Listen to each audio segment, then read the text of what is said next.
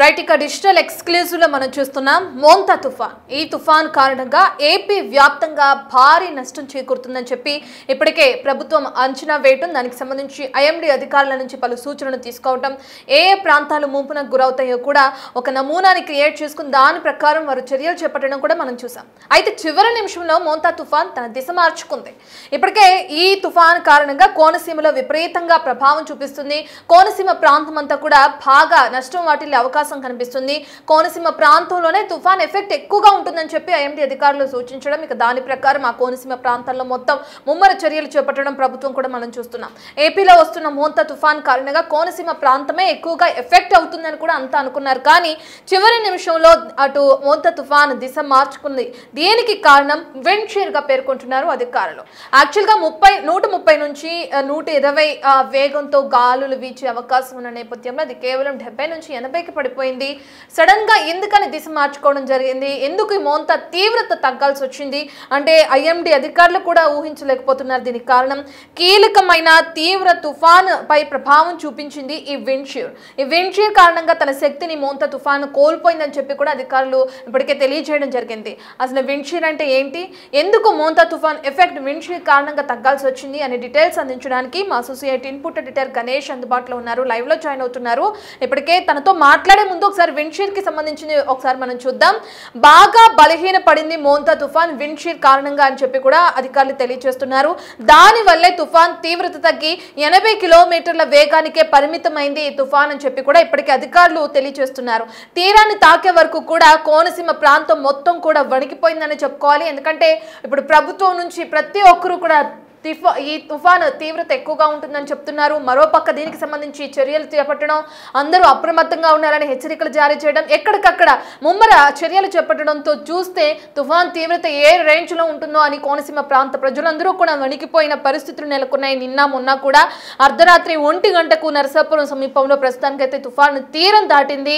ఈ తీరాన్ని దాటిన తర్వాత ప్రస్తుతానికైతే పూర్తి ప్రశాంతంగా మారింది తుఫాన్ అని చెప్పుకోవచ్చు.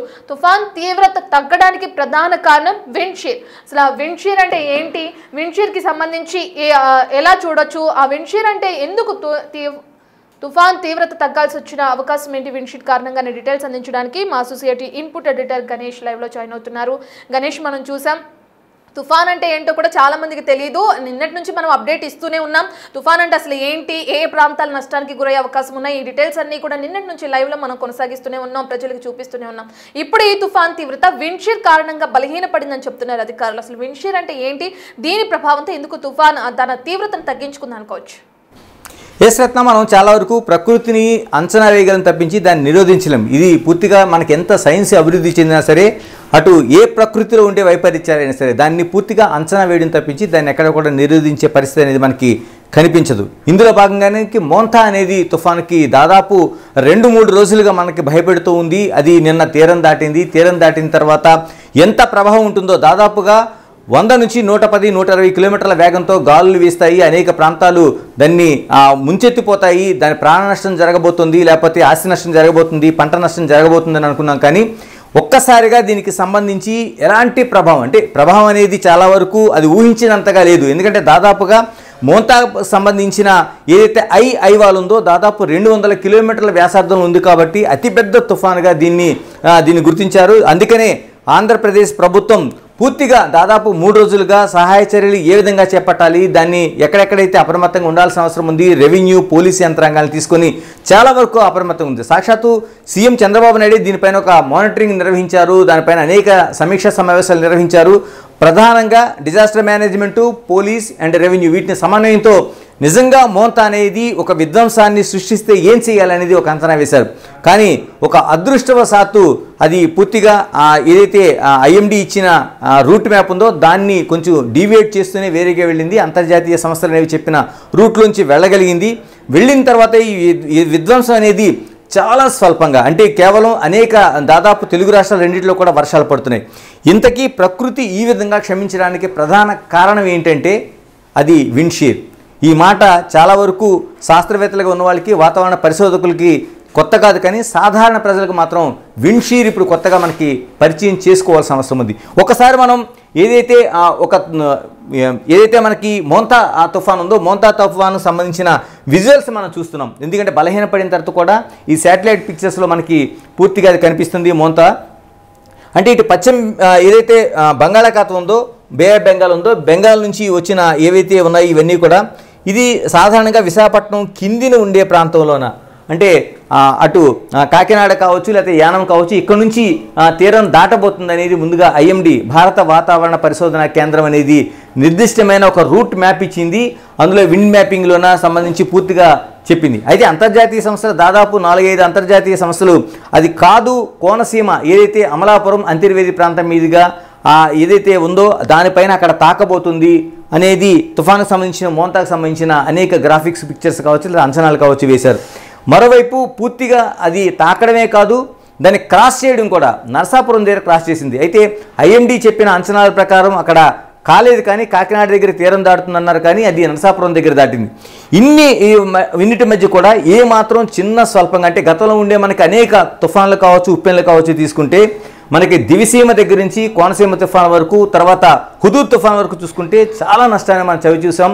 అంతకుముందు 2 దివిసీమ కావచ్చు లేకపోతే కోనసీమ తుఫాన్ కావచ్చు, వందల సంఖ్యలో మనం ప్రాణ నష్టాన్ని చూసాం. మరి ఏదైతే ఇప్పుడు మోంతా ఉందో, మోంతా తుఫాను కూడా ఇలాంటి ప్రళయాన్ని తీసుకొస్తుందని ఒక భయాన్ని వ్యక్తం చేశాం.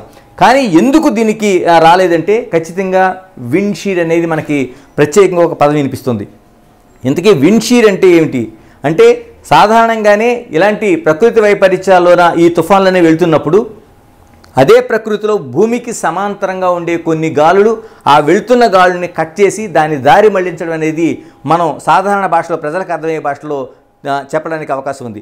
ఇంతకీ ఈ విండ్షీర్ అనేది ఎలా ఉండబోతుంది, ఒకసారి మనకి గ్రాఫిక్స్ పిక్చర్స్ కొన్ని ఉన్నాయి, వాటి ద్వారా చూసి మనం కొంత దానికి ఐడియాకి వస్తే నిజంగా విండ్షీర్ ఏ విధంగా కట్ చేసింది, ఏ విధంగా వెళ్ళింది అనేది మనం చెప్పడానికి పూర్తిగా అవకాశం ఉంటుంది. ఒకసారి మనం దీనికి సంబంధించిన గ్రాఫిక్స్ మన దగ్గర పిక్చర్స్ కనిపిస్తున్నాయి. ఒక్కసారి ఇక్కడ మనకు కనిపిస్తున్నది ఇది సముద్రం నుంచి వస్తున్న తుఫాన్లు కావచ్చు, లేదా హరికేన్లు కావచ్చు, లేకపోతే మిగతా ఏదైనా ఉపద్రవాలు కావచ్చు. ఇవి పైకి వచ్చిన తర్వాత భూమి ఉపరితలాన్ని తాకి అవి పెద్ద పెద్ద తుఫాన్లుగానే మారుతాయి, ఒక విధ్వంసాన్ని సృష్టిస్తాయి. కానీ వీటిని భూమిపై ఉండే సమాంతరంగా ఉండే గాలులు, ఎందుకంటే అప్పటికే సముద్రం పైనుంచి వచ్చే ఈ తుఫాన్లు లాంటివి భూమిపై ఉండే గాలుల్ని వాటిని పక్కకు దోసి ఇవి ప్రయాణం చేస్తాయి. ఆ దారి వెంబటి కూడా అంటే దాదాపుగా మనకు ఉండే తుఫాన్లోన మోంతాని తీసుకుంటే, మోంతా దాదాపు 200 కిలోమీటర్ల వ్యాసార్థంలో ఉంది. కాబట్టి ఈ 200 పరిధిలో కూడా అది తిరుగుతూ అక్కడంతా విధ్వంసం సృష్టించే అవకాశం ఉంది. సాధారణంగా మనకి చూస్తున్నప్పుడు ఇది ఒక విస్ఫోటన దాదాపు 100 నుంచి 120-130 వరకు వెళ్ళినుంది. కోనసీమ లాంటి తుఫాన్లో 220 కిలోమీటర్ల వేగంతో గాలులు వీచిన సందర్భాలు ఉన్నాయి. కానీ ఇప్పుడు మనం దీన్ని తీసుకుంటే ఇది మనకు కనిపిస్తున్న పిక్చర్లోన టోటల్గా ఇది మన సముద్రం నుంచి వచ్చిన ఏదైతే మోంతా లాంటి తుఫాన్ అనుకుంటే, భూమికి వెర్టికల్గా అంటే ఈ గాలులు అంటే భూమికి సమాంతరంగా వెర్టికల్గా వస్తున్న గాలులు కూడా ఉంటాయి. ఈ గాలులు అనేవి దీన్ని ఒక క్రాస్ చేసి వెళ్ళడాన్ని మనం విండ్షీర్ అంటాం. అంటే ఏదైతే సముద్రం నుంచి వచ్చి ప్రయాణం చేస్తున్న తుఫాన్ లాంటి గాలులు ఏవైతే ఉన్నాయో దానికి భూమికి సమాంతరంగా వెళ్తున్న గాలు దాన్ని క్రాస్ చేయడాన్ని మనం విండ్షీర్గా చెప్తాం. ఇంతకీ విండ్షీర్ ప్రయాణం ఎలా ఉంటుందో ఇంకొక మనకి పిక్చర్లోనూ పూర్తిగా దాన్ని క్లారిఫైగా తెలుసుకునే ప్రయత్నం చేద్దాం.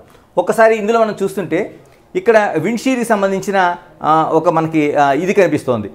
అంటే టోటల్గా మనం ఇది ఏదైతే ఇక్కడ మోంతా లాంటి తుఫాన్ అనుకుందాం, జస్ట్ ఇది మోంతా లాంటి తుఫాన్. ఇది సముద్రం నుంచి నీటి ఆవిరి వచ్చి అనేక తుఫాన్లు, చిన్న చిన్న తుఫాన్లు మనకి మోంతా తుఫాన్గా వచ్చిన తర్వాత దీని డైరెక్షన్ అంతా పైకి అంటే ఆకాశం వైపు ఇలా ఉండే అవకాశం ఉంది.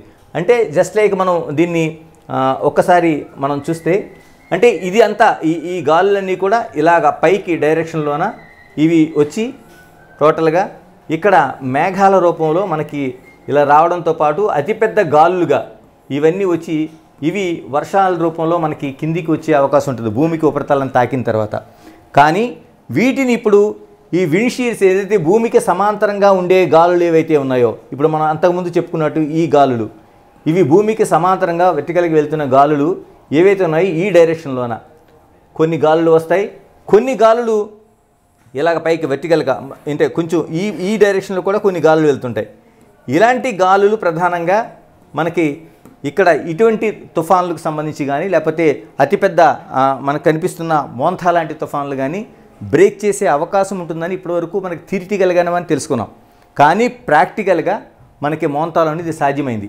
ఏదైతే మనకి ఇది అనుకున్నది మనకి మోంతా లాంటి తుఫాన్ అయితే ఈ తుఫాన్ని ఖచ్చితంగా ఇప్పుడు ఈ విండ్స్, ఈ గాలులు ఏవైతే ఉన్నాయో సమాంతరంగా ఉండే విండ్స్ పూర్తిగా దీన్ని కట్ చేసాయి. ఏదైతే ఎప్పుడు కూడా తుఫాను ఈ డైరెక్షన్లోన పైకి వెళ్తూ ఉంటుంది. దీన్ని ఒక్కసారిగా ఈ బలమైన గాలులు ఏవైతే ఉన్నాయో ఇవి ఈ డైరెక్షన్లో రావడం వల్ల ఒక్కసారిగా మొత్తం టోటల్గా ఈ పిక్చర్ని ఇలా మార్చేసే పరిస్థితి అయితే వచ్చింది. మనం చూడొచ్చు దీన్ని ఒక్కసారిగా ఇంత బలమైన గాలులు ఈ రేఖను ఢీకొంటే ఇటువైపుగా మొత్తం టోటల్ ఒకవైపుగా రావడంతో ఏదైతే దాని ప్రధాన ప్రవాహం ఉందంటే యానం దగ్గర నుంచి కాకినాడ కావచ్చు, అంతర్వేది నుంచి లేకపోతే నర్సపూర్ కావచ్చు, అటువైపు నుంచి పైకి విశాఖపట్నానికి వెళ్ళాల్సిన ఏదైతే దాని సిస్టమ్ ఉందో మనకి మోంతా అతిపెద్ద తుఫాన్ది ఒక్కసారిగా దాని డైరెక్షన్ మారిపోయిన పరిస్థితి కనిపించింది. దీనివల్ల ఇప్పటివరకు ఉన్నది మనకి ఖచ్చితంగా వెనక్కి వెళ్ళిపోయి అంటే దాని డైరెక్షన్ పూర్తిగా మారిపోయిన పరిస్థితి కనిపించింది. దీనికి ఏ విధంగా మారింది అనేది ఒకసారి మనం టోటల్గా పిక్చర్లో అంటే ఆంధ్రప్రదేశ్ రాష్ట్రం మరోవైపు తెలంగాణలో ఎక్కడ రావాల్సిన తుఫాను ఎక్కడికి వెళ్ళింది, ఎక్కడ వర్షాలు కురుస్తున్నాయనేది ఇప్పుడు కీలకాంశంగా ఉంది. ఒక్కసారిగా అంటే 110-120 కిలోమీటర్ల వేగంతో రావాల్సిన గాలులు అనేక దాని ప్రవాహంలో విధ్వంసాన్ని సృష్టించాల్సింది ఒక్కసారిగా బలహీనపడి తన ఉండాల్సిన దారిలో కాకుండా మిగతా చోట వర్షాలు కురుస్తున్నాయి. ఇది ఎందుకు వచ్చింది అంటే ఉన్న చోట కాకుండా బలహీనపడడంతో పాటు వర్షాలు ఎక్కడ కురుస్తున్నాయి అనేది ఒక్కసారి మనం క్లియర్ కట్గా తెలుసుకునే ప్రయత్నం చేద్దాం. ఇక్కడ మనం టోటల్గా చూసుకున్నప్పుడు ఇక్కడ మనం ఒక్కసారి ఈ మ్యాపింగ్ చూద్దాం. అంటే ఇప్పటివరకు ఆంధ్రప్రదేశ్ తెలంగాణ రాష్ట్రాలకు సంబంధించిన క్లియర్ కట్ మ్యాపింగ్ అంటే ఏదైతే మనకి మోంతా తుఫాను ఎలా ప్రయాణం చేసింది, ఎక్కడికి వెళ్ళాలని ఐఎండీ చెప్పింది, ఎక్కడి నుంచి వస్తుందని చెప్పింది, అంతర్జాతీయ సంస్థలు ఏ విధంగా చెప్పినాయి, దాని డైరెక్షన్ ఏంటి అంటే మనకి ఏదైతే ఉందో తాకడం తర్వాత దాన్ని క్రాస్ చేయడం ఈ రెండు కూడా ఎక్కడ జరిగింది, ఎలా వెళ్ళాల్సిన రూటు ఇప్పుడు ఎక్కడికి మారింది అది ప్రధానంగా మనం చూడాల్సిన అవసరం ఉంది. ఎందుకంటే మనం ఏదైతే విండ్ షీర్ ఏదైతే ఉందో విండ్ షీర్ ఏ విధంగా ఒక విధంగా ఈ ప్రకృతిని బ్రేక్ చేసి అది చాలా వరకు మిగతా చోట్లకు వెళ్ళినా దాని డెన్సిటీని తగ్గించింది, దాన్ని ఏదైతే ఉందో సాంద్రతను తగ్గించింది, మిగతా చోట్లకి అంటే పడాల్సిన చోట కాకుండా మిగతా చోట్ల వర్షాలు పడేలా చేసింది. ఎలా చేసిందో ఒకసారి చూద్దాం మనం. అంటే టోటల్గా మనం చూసుకుంటే ఇప్పుడు మనకి యానం కాకినాడ మీదుగా ఇప్పుడు ఏదైతే మనకి మోంతా తుఫాను వెళుతుందనేది ఫస్ట్ మనకి ఐఎండీ భారత వాతావరణ పరిశోధన సంస్థ ఖచ్చితంగా చెప్పింది. అంటే ఈ డైరెక్షన్లో మనకి మోంతా వెళ్తుందనేది తుఫాను. అంటే ఈ తుఫాను దాన్ని కాకుండా ఎక్కడైతే మిగతా వాతావరణ సంస్థలు అంటే ప్రపంచవ్యాప్తంగా దాదాపు అనేక సంస్థలు ఉంటాయి ప్రైవేటు పరంగా పనిచేస్తున్నవి. వీటిలో ప్రధానమైన కీలకమైన సంస్థలే కాదు ప్రపంచ వాతావరణ సంస్థ అన్ని జరుగుతున్న తుఫాన్లు కూడా ప్రపంచ వాతావరణ సంస్థ అధ్యయనం చేస్తుంది, దాన్ని పరిశోధిస్తుంది, ఎప్పటికప్పుడు మానిటరింగ్ చేస్తుంది. అలాంటి సంస్థలు ఖచ్చితంగా ఇక్కడ అమలాపురంకి దగ్గరలో అంటే కోనసీమ దగ్గరలో అంటే ఇక్కడ ఏదైతే మనకు కనిపిస్తుందో ఈ బ్లూ మార్క్ ఉండేది గోదావరి పరివాహక ప్రాంతం. ఇక్కడ అంతర్వేది ఉంది. అంతర్వేది ఇది అంటే ఈ అంతర్వేదికి పైన ఈ పై పాయింట్లోన మనకి నర్సాపూర్ ఉంది. ఈ రెండు కూడా 2 జిల్లాలు. నర్సాపురం ఇది తూర్పుగోదావరి జిల్లాకి సంబంధించి వస్తుంది, ఇది వెస్ట్ గోదావరి జిల్లా. ఈ 2 ప్రాంతాలకి కూడా ఒక్కసారిగా ఈ డైరెక్షన్ అంతర్జాతీయ సంస్థలు చెప్పింది అంతర్వేది మీదుగా అమలాపురం మీదుగా ఇటు అలా పైకి ప్రయాణం చేస్తుంది అనేది ఇచ్చిన డైరెక్షను. అంటే ఇది మోంతా తుఫాను ఏదైతే ఉందో దాని డైరెక్షన్ని అంతర్జాతీయ సంస్థలు అనేవి మనకి పేర్కొన్నాయి. అంటే ఇది చెప్పిన తర్వాత ఒక్కసారిగా ఈ డైరెక్షన్ ఇలా ఎల్లుంటే వాళ్ళు చెప్పినట్టు అటు కోనసీమ కావచ్చు లేకపోతే నర్సపూర్ కావచ్చు, ఎందుకంటే నర్సపూర్లోన పూర్తిగా క్రాస్ అయింది వెస్ట్ గోదావరిలోన. అమలాపురం వైపు లేదు ఐఎండీ చెప్పినట్టు యానం కాకినాడ నుంచి ఉంటే ఆ పై ప్రాంతాల అటు విశాఖపట్నం వరకు కూడా చాలా అనకాపల్లి, యలమంచిలి, అన్నవరం, తుని ఈ ప్రాంతాల్లో చోడవరం దగ్గర నుంచి ఇవన్నీ కూడా భారీ వర్షాలు మనకి కురిసి ఉండేవి. కానీ ఇలా కాకుండా దీని డైరెక్షన్ పూర్తిగా ఇప్పుడు ఎవ్వరూ ఊహించిన స్థాయిలోకి వెళ్ళిపోయింది. దానికి ప్రధాన కారణం విండ్షీర్. ఇంతకీ విండ్షీర్ ఏం చేసింది? మనం ముందుగా చెప్పుకున్నట్లు వెళుతున్న ఏదైతే ఉందో దాన్ని మోంతా తుఫాన్ ఏదైతే ఉందో దాన్ని ఒక్కసారిగా దాన్ని క్రాస్ చేసింది, వెళుతున్న దాన్ని బ్రేక్ చేసింది. ఎందుకంటే అప్పటికే 80 కిలోమీటర్ల వేగానికి తగ్గిన మోంతా తుఫాన్ ఏదైతే ఉందో దాన్ని భూమికి సమాంతరంగా వెళ్తున్న గాలులు ఒక్కసారిగా కట్ చేయడంతో ఈ వెళ్తున్న తుఫాన్ని ఒక్కసారిగా ఈ గాలులు మనం భూమికి సమాంతరంగా వస్తున్న గాలులు ఇంతకుముందు అనుకున్నట్టు ఈ గాలులు ఒక్కసారిగా బ్రేక్ చేసి దీని డైరెక్షన్నే మార్చేసాయి. పూర్తిగా వెళ్తుందని ఇక్కడ సముద్రం నుంచి వచ్చిన దాన్ని ఇలా బ్రేక్ చేయడంతో మొత్తం టోటల్గా ఈ విధంగా బ్రేక్ చేయగలిగింది. అంటే తుఫాను నడకనే పూర్తిగా ఈ విధంగా బ్రేక్ అయింది. చాలా చోట్లకి ఈ విధంగా మొత్తం ఇలా ఖమ్మం మీదుగా.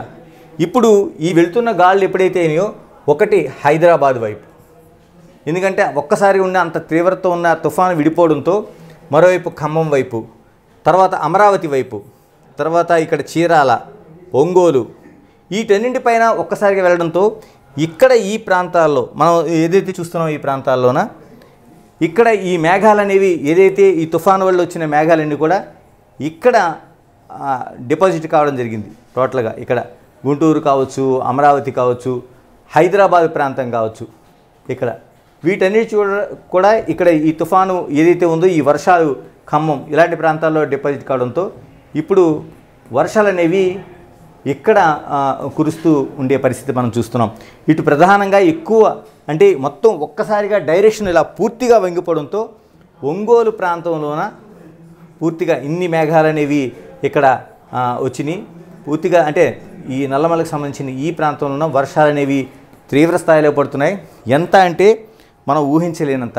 ఒంగోలు కావచ్చు, నెల్లూరు కావచ్చు, ప్రకాశం జిల్లా కావచ్చు, దీనిలోన ఒక్కసారిగా 13 సెంటీమీటర్ల నుంచి 21-22 సెంటీమీటర్ల వర్షపాతాలు మనకి పడుతున్నాయి. అంటే ఇది మనం కొలమానంలో చెప్పాలంటే హైదరాబాద్ నగరం మునిగిపోవడానికి చాలా వరకు మనం చూస్తుంటాం. అనేక ప్రాంతాలు లకిడికా పూల్ స్విమ్మింగ్ పూల్ అయిపోతుంది. ఇలా అవ్వడానికి 7 సెంటీమీటర్ల వర్షపాతం చాలు. అంటే ఒక్కసారిగా కురిసే 6 దగ్గర నుంచి 7 సెంటీమీటర్ల వర్షపాతం వస్తే హైదరాబాద్ నగరం చాలా వరకు మునిగిపోతుంది. అలాంటిది 6 సెంటీమీటర్ల కంటే 13 సెంటీమీటర్ల నుంచి 21-22 సెంటీమీటర్ల వర్షం కురుస్తుందంటే ఏ స్థాయిలో ఈ వర్షం పడుతుందని ఊహించాలి. వీటన్నిటి కూడా విండ్షీర్ ఒక్కసారిగా ఉండే తుఫాన్ని మోంతా తుఫాను పూర్తిగా మార్చేసి దాని దిశను మార్చింది, దాని డెన్సిటీని పూర్తిగా తగ్గించగలిగింది. ఇలాగా అనేక రూపాల్లో ఇక్కడ ఏదైతే ఉందో దీనంతా చేసింది. కాబట్టి విండ్షీర్ అనేది ఇప్పుడు ప్రత్యేకంగా ఒక చర్చకి దారితీస్తుంది.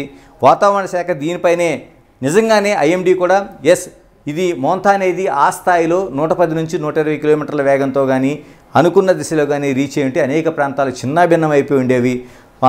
ఉప్పెన లాంటివి కూడా సంభవించే అవకాశం ఉండేది, ఎందుకంటే అంత పెద్ద తీవ్ర తుఫాను కాబట్టి. కానీ ఎప్పుడైతే విండ్షీర్ దాన్ని వెళుతున్న తుఫాన్ని ఒకసారిగా కట్ చేసిందో ఇది ప్రకృతిలో జరిగే మార్పు తప్పించి మానవులు ఎటువంటి చేయలేనిది. ఇలాంటివి అప్పుడప్పుడు సంభవిస్తుంటాయి. ఎందుకంటే అది నిజంగానే ఈరోజు మాట్లాడుకోవాల్సింది విండ్షీర్ అనేది చాలా వరకు ఆంధ్రప్రదేశ్ రాష్ట్రాన్ని రక్షించిందని చెప్పాలి. ఎందుకంటే ఐఎండీ ఇచ్చిన లెక్కల ప్రకారం అటు యానంలోనో కాకినాడలోనో వెళ్లాల్సిన ఏదైతే ఉందో ఈ 2 చోట్లకి కాకుండా మిగతా చోట నుంచి నర్సపూర్ అంతర్వేదిలోంచి ఆ ప్రవాహం వెళ్ళింది. అది కానీ అంచనాలకి భిన్నంగా వెళ్ళుంటే నిజంగా పెద్ద విపత్తు జరిగి ఉంటే పూర్తిగా ఎక్కడైతే ఈ కాకినాడ యానం అనుకుని ఏర్పాట్లను ఇక్కడ చేసి ఉంటే ఎక్కడైతే అమలాపురం అంతర్వేది ఉందో ఆ ప్రాంతాలు పూర్తిగా నష్టపోయి ఉండేవి. కానీ నిజంగా ఆ అంచనాల్ని తలకిందులు చేస్తూ మనకి మోంతా ఇంత బలహీనపడడానికి విండ్షీర్ ప్రధాన కారణమైంది. ఇప్పటివరకు విండ్షీర్ కోసం చాలామంది సైంటిస్టులకి మిగతా మేధావులు తెలియడం తప్పించి విండ్షీర్ అనేది ప్రధానంగా ఇప్పుడు సాధారణ ప్రజలు అందరూ తెలుసుకోగలుగుతున్నారు. ఎందుకు ఈ విండ్షీర్ వస్తుంది, ఇది ఎంత ఉపయోగంగా ఉంటుందా అనేది ఒక చర్చ జరుగుతుంది. సాధారణంగా మనకు అనేక చోట్ల అంటే విమాన ప్రయాణాలు ఉండేవారికి చాలా వరకు కొంత ఐడియా ఉంటుంది. ఎందుకంటే విండ్షీర్ అనేది ఆ పైలట్లకి చాలా వరకు ఆటంకం కలిగిస్తుంటుంది. వాళ్ళు అనుకున్న డైరెక్షన్లోకి ఫ్లైట్ దిగేటప్పుడు విండ్షీర్ ఎదురైతే కొంత మనకి టర్బైన్స్ వచ్చే అవకాశం ఉంది. దాని ల్యాండింగ్ కానీ ఇటువంటి అనేక ప్రాబ్లమ్స్ ఉంటాయి. అది చిన్న ప్రాబ్లం. కానీ ఇంత పెద్ద మోంతా లాంటి తుఫాన్ని కానీ అది బ్రేక్ చేసిందంటే నిజంగా విండ్షీర్ కోసం ఒక పెద్ద చర్చ జరుగుతుంది. మానవాళికి ప్రత్యేకంగా ఆంధ్రప్రదేశ్ రాష్ట్రానికి ఇంత పెద్ద విపత్తు నుంచి తప్పించిన ఒక హీరోగా మనకి విండ్షీర్ కనిపిస్తోంది.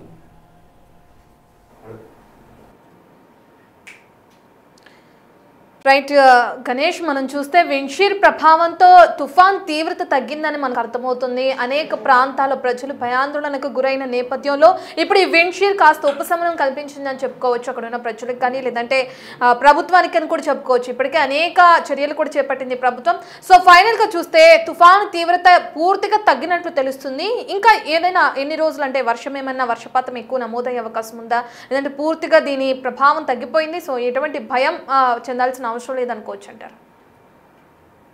ఎప్పుడు అలా ఉండదు. ఎందుకంటే చాలా వరకు తుఫాన్లు వచ్చే ముందు తుఫాన్లు అనేవి వస్తూ ఉంటాయి వెళ్తుంటాయి, కానీ తుఫాను వచ్చే ముందు తర్వాత వెళ్ళిన తర్వాత కూడా వర్షాలు అనేది కామన్గా ఉంటాయి. ఎందుకంటే ఆ ఉపరితల ఆవర్తనంలో కావచ్చు, లేకపోతే మిగతా ఉండే ఆ హీటు ఏదైతే గాలి వాతావరణం కావచ్చు, వీటన్నిటిని చూసుకున్న తర్వాత తుఫాను వచ్చే ముందు కూడా వాతావరణంలో మార్పులు కనిపిస్తాయి. తుఫాను తీరం తాకడం, తీరాన్ని క్రాస్ చేయడం, అంటే దాన్ని దాటి వెళ్ళడం, ఇవన్నీ కూడా వీటి పరిస్థితులు కూడా ఖచ్చితంగా మనకి ఒక గాలులు కావచ్చు, ప్రత్యేకంగా పెద్ద పెద్ద వర్షాలు కావచ్చు, ఇవన్నీ కనిపిస్తూ ఉంటాయి. వీటితో పాటు తుఫాను వెళ్ళిపోయిన తర్వాత, ఇప్పుడు ఏదైతే మనకి మోంతా తుఫాను వెళ్ళిపోయిన తర్వాత, మోంతా తుఫాను వెళ్ళిన తర్వాత కూడా మనకి ప్రత్యేకంగా ఇంత పెద్ద వర్షాలు పడుతున్నాయంటే ఖచ్చితంగా తుఫాను ప్రభావంతో వర్షాలు పడే అవకాశం ఉంది. ఇది దాన్ని అంచనా వేస్తుంటారు. ఎంతసేపు ఉంది అంటే ఇన్ని మేఘాలు దట్టంగా ఉన్నాయి, ఇన్ని మేఘాలు ఏర్పడ్డాయి, ఎంతవరకు విస్తీర్ణంలో ఉంది అనేది చూస్తుంటారు. ఇది కాకుండా కొన్ని సందర్భాల్లో ఇలాంటి తుఫాన్లు మళ్ళీ తిరిగి యూటర్న్ చేసుకుని సముద్రంలోకి వచ్చిన సందర్భాలు ఉన్నాయి చాలా వరకు. అలా యూటర్న్ చేసుకున్న సందర్భాల్లో ఉన్న చాలా వరకు అతిపెద్ద విపత్తుగా జరిగిన దాఖలాలు ఉన్నాయి. కాకపోతే అది బలహీనపడకుండా ఉండాలి. ఇప్పుడు మనం ఏదైతే మనం ప్రధానంగా చర్చించుకుంటున్న విండ్షీర్స్ ఉన్నాయో, మోంతా బలహీనపడడం వల్ల అవి క్రాస్ చేయగలిగాయి కాబట్టి అవి వెళ్తున్న రూట్లోన ఖచ్చితంగా బలహీనపడింది. ఇప్పుడు అటు హైదరాబాద్ మీద నుంచి అటు మిగతా అనేక ఒంగోలు దగ్గరికి అన్నిటికీ ఒక వెళ్ళిపోవడం వల్ల పూర్తిగా బలహీనపడింది. దీనివల్ల ఒకటి అంటే ఈరోజు రేపు వర్షాలు ఉంటాయనేది దాదాపు 48 గంటల పాటు వాతావరణ శాఖ ఒక ఫోర్కాస్ట్ అయితే ఇచ్చింది. దీని ప్రకారం చాలా చోట్ల, అంటే అన్ని చోట్ల కాకుండా ముందుగా అనుకున్న తూర్పు పశ్చిమ గోదావరి జిల్లాలతో పాటు విశాఖపట్నం వరకు ఉండే వాతావరణం పూర్తిగా మార్పు చెందుతుంది అనుకున్నారు. కానీ దీన్ని బట్టి చూస్తే మనకి కేవలం అది విండ్షీర్ కట్ చేసిన ఏవైతే ప్రాంతాలు ఉన్నాయో, మనకి హైదరాబాద్ లాంటి చోట కూడా వర్షాలు పడుతున్నాయి, ఒంగోలు, నెల్లూరు, ప్రకాశం లాంటి పడుతున్నాయి. ప్రధానంగా ఇలాంటి పెద్దవి వచ్చినప్పుడు హైదరాబాద్లో సాధారణంగా వర్షాలు పడే అవకాశం ఉంది. ఎందుకంటే బే ఆఫ్ బెంగాల్తో పాటు అటు మనకి అరేబియా సముద్రం కూడా ఉంటుంది కాబట్టి ఈ రెండు గాలులు క్రాస్ అయ్యే చోట ఖచ్చితంగా హైదరాబాద్లో ఇలాంటి వచ్చినప్పుడు పెద్దగా తుఫాన్లు వచ్చినప్పుడు ఖచ్చితంగా వర్షాలు పడతాయని హైదరాబాద్ వాతావరణ కేంద్రం ఎప్పటికప్పుడు అలర్ట్ చేస్తూ ఉంటుంది. అందుకని ఈ ఉన్న 24 గంటలు 48 గంటల పాటు ఒక ఫోర్కాస్ట్ అయితే ఇచ్చారు. కాబట్టి దీని తర్వాత మరింత ప్రమాదం ఉండే అవకాశం లేదని వాతావరణ శాఖ చెప్తోంది.